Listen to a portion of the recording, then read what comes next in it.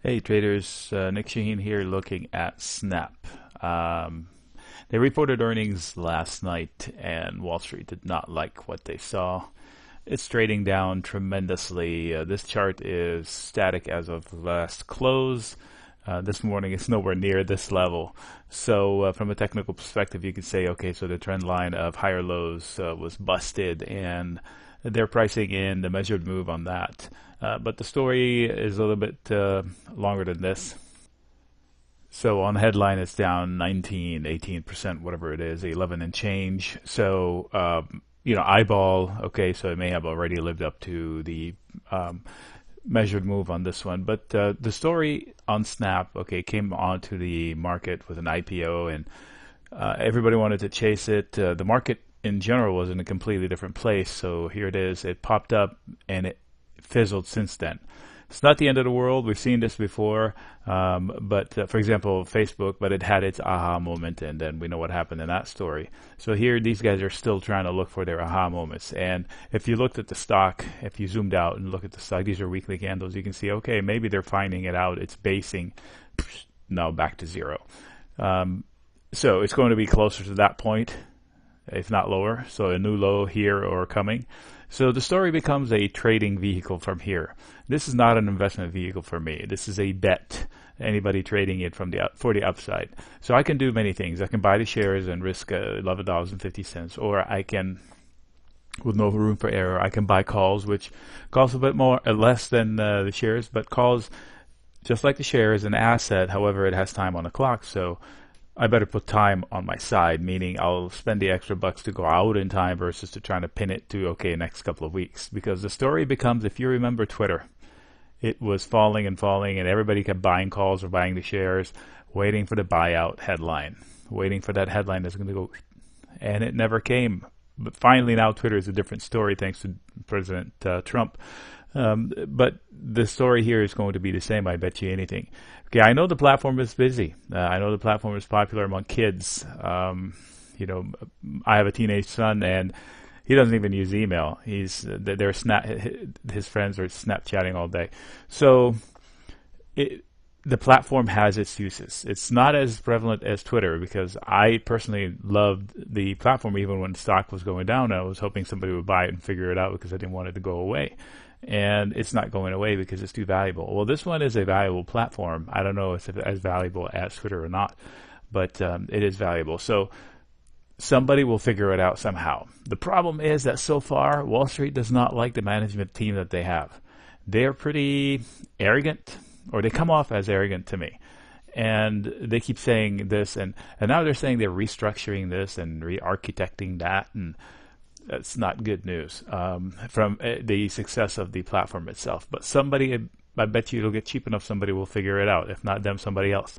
And so they just have to stick with it. So how can I trade it? I can buy it, buy calls, or sell puts to own it down the line. So that's probably my favorite way of doing things because I build a buffer. I commit to buying it at a lower price. So if I'm willing to buy the stock now or buy calls now, buying it at lower price should be a no issue. Seems scary because it's not in your hands. You pick a level and then you hope it doesn't come. But at least you know that you have a buffer. So that's my favorite way of doing things. Usually I do it into value. This has no value except for the perceived value of the platform itself. And somebody will figure it out. So how does this work? It's very simple. So there are puts available. And if I sell a put, let's say theoretically I sell a $10 put. The market hasn't opened yet, so I can't get the premiums here. If I sell a $10 put, then I commit to buying the shares at 10. So for that commitment, I get money in my account right now. The money is not mine yet, but it's premium I collect. It's basically somebody buying protection at 10. They need to buy puts. I do my homework. I say, okay, 10 seems like a good place to buy it. I'll sell you those. I'll buy them from you. I'll sell you those puts and I'll buy the shares from you if it goes to 10. If it doesn't go to 10, they're wasting their money on insurance, just like buying car insurance. They're probably happy about losing the money because they kept their stock protected. Some people are trying to game it. Some people think it's going to 10 and they're just buying a lottery ticket. I'll do my homework. You know what? Owning it at 10 is not a big deal. Then, hey, I'll sell you that lottery ticket. Let's see who wins. That's the concept of selling a put. Now, if that's too much and I don't want to own the shares, then I'll sell a put spread, which relieves the pressure of having to own it from 10 to 0. I'll do it 10-9, 10-8, whatever is available. Then I'm on the hook only for a partial loss. This way I go to sleep knowing that even if it goes to 0, I know how much I'm going to lose and not a penny more than that. Now, on top of the problem that Snap has, we have the problems that the market has in general. We are in a period of malaise where we have headlines of tariffs this and geopolitical risk that, so we have to deal with that too. Now, if I'm looking at this, I am not a technical analyst, but I do like it and I do use it successfully in my way of doing technicals. And in this case, there's another lesson on technicals for Apple. Okay, so here's Snap. I don't like it when they come and test necklines, right? And in this case, it kind of looks like a head and shoulders. And the downside target would have been the prior low here that the prior low that we had earlier. So indeed that happened. And so it could be lower. The target could be even lower than that. So this is where depends on what the analysts do.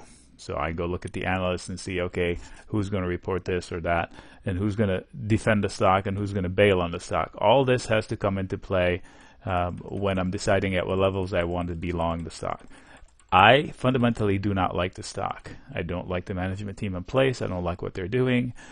I don't use the platform, but those who do rolled back or wish they never upgraded when they released the redo, and I guess now they're redoing the redo they did.